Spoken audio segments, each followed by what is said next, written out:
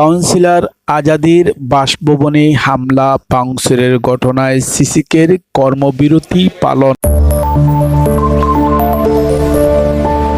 Sylhet city কর্পোরেশনের ২০ নং ওয়ার্ডের কাউন্সিলর আজাদুর রহমান আজাদের বাসভবনে হামলা ভাঙচুরের ঘটনায় সন্ত্রাসীদের গ্রেপ্তারের দাবিতে কর্মবিরতি পালন করছে Sylhet city corporation. Sylhet city কর্পোরেশনের মেয়র মোহাম্মদ আনোয়ারুজ্জামান চৌধুরীর নির্দেশে রবিবার ৩০ জুন দুপুর ১২টা থেকে ১টা পর্যন্ত নগর ভবন সহ সকল ওয়ার্ড কাউন্সিলর কার্যালয়ে কর্মবিরতি পালন করা হয়। সন্ত্রাসীদের গ্রেপ্তারের দাবিতে নগর ভবন সম্মুখে ভারপ্রাপ্ত মেয়র সহ সকল কর্মকর্তা কর্মচারীগণ অবস্থান গ্রহণ করেন।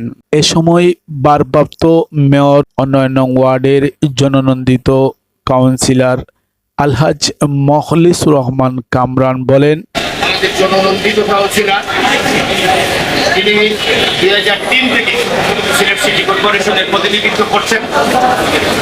৫ বার উনি নির্বাচিত। ২০ নম্বর ওয়ার্ডের জনসাধারণ ওনাকে ম্যান্ডেট দিয়ে সিলেট সিটি কর্পোরেশনের ৫ বার ওনাকে পাঠিয়ে তাদের ওয়ার্ডের প্রতিনিধিত্ব করার সুযোগ করে দিয়েছেন। উনার বাসায় গত পরশুদিন রাত্রে যে ন্যাক্কারজনক ঘটনা ঘটেছে তার জন্য আমরা প্রথমেই সিলেট সিটি কর্পোরেশনের পক্ষ থেকে নিন্দা জানাচ্ছি। আপনারা জানেন উনি নিজে ওই সময় বাসায় ছিলেন। বাসায় ওনার ৩ বছরের একটা শিশু কন্যা বাসায় ছিল। ওনার ওয়াইফ আপনারা জানেন ইংল্যান্ডের নির্বাচনের কারণে ইংল্যান্ডে চলে গেছেন। এই যে ন্যাক্কারজনক ঘটনা যারা যে সন্ত্রাসীরা ঘটিয়েছে এটা সিলেট সিটি কর্পোরেশনের ইতিহাসে এটা প্রথম।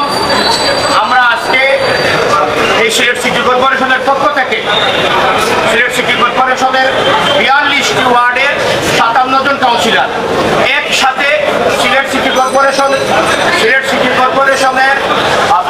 ওয়ার্ডের ৫৬ জন কাউন্সিলর এবং সিলেট সিটি কর্পোরেশন আমরা একসাথে কর্মবিরতি করেছি ১ ঘন্টার জন্য।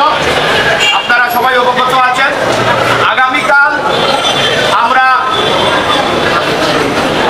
টিলাগড় পয়েন্টে শান্তিপূর্ণ অবস্থান গ্রহণ করব।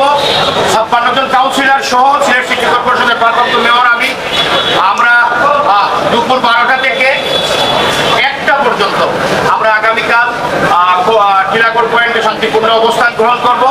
আগামী পরশুদিন আমরা জেলা প্রশাসক মহোদয় সহ স্বরাষ্ট্রমন্ত্রী, পুলিশ কমিশনার, আমাদের স্থানীয় সরকার মন্ত্রী সবাইকে আমরা স্মারকলিপি দিব। এটা হলো আমাদের ৩ দিনের কর্মসূচি। আমরা আমাদের আইন শৃঙ্খলা বাহিনীকে আমরা আন্তরিক ধন্যবাদ জানাচ্ছি। ওনারা প্রথম দিন থেকেই আমাদেরকে এই ঘটনার পর থেকে ওনারা আন্তরিক সহযোগিতা করছেন এবং আপনারা জেনেছেন কয়েকজন আসামিও ধরা হয়েছে। যদিও আমাদের মেইন আসামি পড়বে আমাদের মামলায় ১৪ জন আসামি আছে, এর মধ্যে সম্ভবত ৪ জন গ্রেফতার হয়েছে। বাকি ১০ জনকে এই ৩ দিনের ভিতরে আমরা গ্রেফতার করার অনুরোধ জানাবো আমাদের স্থানীয় প্রশাসনকে। না হলে আমরা পরবর্তীতে আরো কঠোর অবস্থানে যেতে বাধ্য হব। সিলেট সিটি কর্পোরেশন বিভিন্ন সময় আপনারা জেনেছেন বিভিন্ন সময় বিভিন্ন কাউন্সিলরদের অফিস, বিভিন্ন কাউন্সিলরদের বাসা, আমাদের সিলেট সিটি কর্পোরেশন অনেক কর্মকর্তাদেরকে যে কোনো জায়গায় যে কোনো সময় যে কোনোভাবে শারীরিকভাবে হেনস্থা করা হয়। এর তীব্র নিন্দা জানাচ্ছি। ভবিষ্যতে যদি এ ধরনের কোনো ঘটনা ঘটে তাহলে সিলেট সিটি কর্পোরেশন আমরা যে সেবা দেই, সিলেট সিটি কর্পোরেশনের যে সেবামূলক কার্যক্রম সব বন্ধ করে দিব।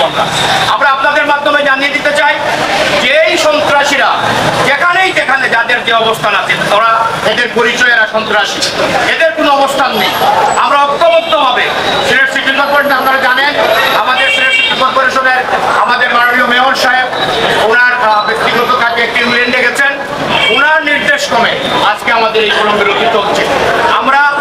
উনি বারবার আমাকে ফোন করে বলছেন আজকের কর্মবিরতির পর থেকে আমরা যে ৩ দিনের সিদ্ধান্ত নিয়েছি এর ভিতরে যদি এই সন্ত্রাসীদেরকে গ্রেফতার না করা হয় আমরা আরো কঠোর অবস্থানে যাব। আমরা আলহামদুলিল্লাহ আমাদের সিটি কর্পোরেশনের এখানে ন্যাক্কারজনক হামলা ভাঙচুরের ঘটনা আমরা তীব্র নিন্দা জানাই। এবং এ ঘটনার প্রতিবাদে আমরা 3 দিনের কর্মবিরতি পালন করছি। এর মধ্যে 4 জন সন্ত্রাসীকে গ্রেপ্তার করেছে আইন শৃঙ্খলা রক্ষাকারী বাহিনী।